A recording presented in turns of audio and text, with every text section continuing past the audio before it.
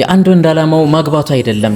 ዋና ዓላማው መሆን ያለበት ምን አይነት ሴት ማግባት አለበት የሚለው ነው። ይህን ያልኩበት ምክንያት አለኝ። ብዙዎቻችን ወንዶች አላገባ ሲሉ ለምንድነው የማታገባው? ቁመህ ቀረህ፣ ጊዜው አለፈ ምናምን የመሳሰሉ ነገሮች ሐሳቦች ይሰጡታል። ነገር ግን መሆን ያለበት ምንድነው? ምን አይነት ሴት ማግባት አለብህ የሚለውን ነው ልናስተምራቸው የሚገባው። ምክንያቱም ብዙዎች አገባን ካሉ በኋላ በቀጣይ ጊዜ ተፋታን የሚለውን ቃል ለመናገር ቀለል ይላቸዋል። ይህ ነገር መከሰት የለበትም። ምክንያቱም አላህ Subhanahu Wa Ta'ala ዘንድ የተጠላ የሆነ ሐላል ስለሆነ ማለት ነው። ትዳሮች ተሳስረው ብዙ ጊዜ መቆየት ሲችሉ ነው ትክክለኛ ትዳር ተብለው የሚጠሩት። እነሱ መካከል ጥሩ ዘሮች ሲፈጠሩ ነው ትዳር የሚሆኑት። እንዲሁም እነሱ ሀገር ሲሆኑ ነው ትዳር ሊሆን የሚችሉት። የነሱ ልጆችና የነሱ የልጅ ልጆቻቸው ውጤት ላይና ጥቅም ላይ ሲያርፉ ነው ትዳር ተብሎ የሚጠራው። ዝም ብሎ ትዳር ከሆነማ ምንም ነው የሚሆነው ማለት ነው። ስለዚህ አንድን ሰው አግባ፣ ቁመህ ቀረህ፣ ጊዜው አለፈህ ስንለው መዘንጋት የሌለብን አብረን ልንነግረው የሚቻል ነገር አንድ አለ። እሱም ምን አይነት ሴት ማግባት አለብህ የሚለው ነው ማለት ነው። እኔ ዘርዘር አድርጌ ዛሬ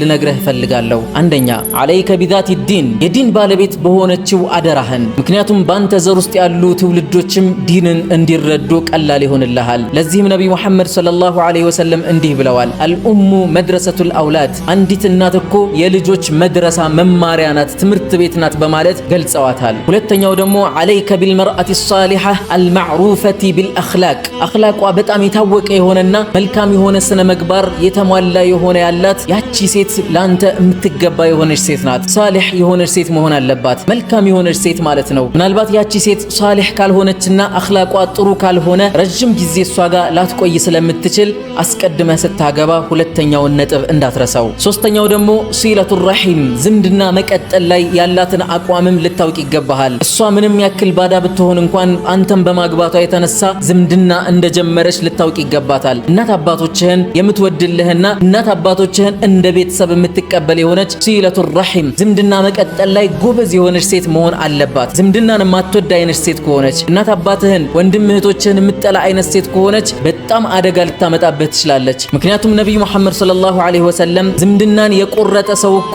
አላህ Subhanahu Wa Ta'ala ከረህመቱ ይቆርጠዋል ብለዋል። ስለዚህ ቤት ውስጥ ረህመት እንዲኖር ከፈለክ ሚስትህ ዝምድናን የመቀጠል ፍላጎቷን ልታውቅ ይገባሃል። ሰው የመውደድ፣ ሰው ጋር የመጠጋት፣ ሰውን የማስጠጋት፣ ቤተሰብን የማፍቀርና ሰዎች ቢጣሏት እንኳን ይቅር ባይነትን የምታጸድቅ የሆነች ሴት መሆን ይኖርባታል ማለት ነው። አራተኛው ደግሞ ሁስኑ ሱራ ማለት አቋሟ አሪፍ መሆን አለበት። እንዲሁም አንተ የምትወደው አይነት ከለር ሊኖራት ይገባል። እንዲሁም ደግሞ አንተ ከምትወዳቸው ነገሮች መካከል ተወሰነው ፐርሰንት ሊኖር ይገባል። ምክንያቱም እሷ ጋር በምትኖር ሰዓት ረጅም ጊዜ አብረህ ልትኖር ስለምትችል ቶሎ ልትሰለቻትና ምን አለ ባላገባዋት ብለህ ልትጸጸት አይገባህም። ለዚህም ነብዩ መሐመድ ሰለላሁ ዐለይሂ ወሰለም እንዲህ ይላሉ፣ ተዘወጁ፣ አግቡ እናንተ ወንዶች ሆይ ይላሉ። አልወዱድ፣ ተወዳጅ የሆነችውን እናንተ ዘንድ፣ አልወሉድ፣ ወላድ የሆነችውን በማለት ይናገራሉ። ስለዚህ የምትወዳት ማለት ደግሞ ሌላ ሰው ሊወዳትም ላይወዳትም ሊወድላትም ላይወድላትም ይችላል። እሱ አንተን አይመለከትህም። ነገር ግን አንተ የምትወዳት ከሆነ ወይም የምትወድላት ነገር ካለ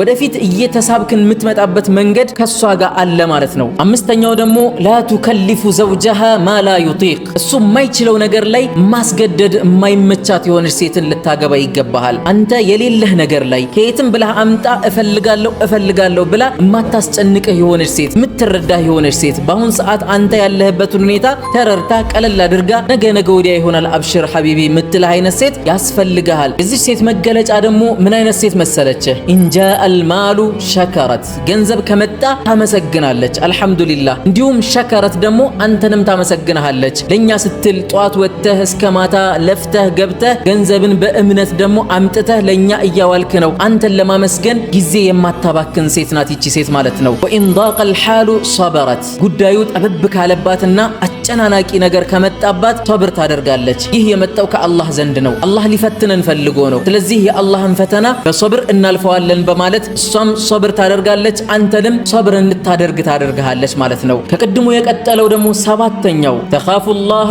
ፊ ዘውጂሃ፣ በባሏ ላይ አላህ Subhanahu Wa Ta'ala ትፈራለች። አላህን በመፍራት እንጂ አንተን በመፍራት ምንም ነገር አታደርግም። አንተን ከፈራች አንተ በማትኖርበት ወይም በማታቅበት በማታይበት በማትሰማበት ሰዓት ላይ ወይን ወንጀልን ልትፈጽም ትችላለች። ያኔ ትልቅ ዕዳ ውስጥ ልትገባ ትችላለህ ማለት ነው። የመጨረሻው ነጥብ ደግሞ ወቱጢዑሁ ፊ ገይሪ ማዕሲያ፣ እሱን ባሏን ትታዘዘዋለች። የምትታዘዘው ደግሞ አላህን በማመጽ ባልሆነበት መንገድ ላይ በመታዘዝ ሰጥ ለጥ ትላለች። ምንም ችግር የለባትም። መንቀፍ የሚባል ነገር የለም። እንደዚህ አይነት ሴት ከሆነች አዎ ልታገባት ይገባሃል። ዛሬ ነገ ሳትል ማግባት ይኖርብሃል። ጊዜህን ማቃጠልና ማሳለፍ የለብህም። የዛሬ መልእክቴ ይሄን ይመስላል። ሼር ማድረግን እንዳትረሱ።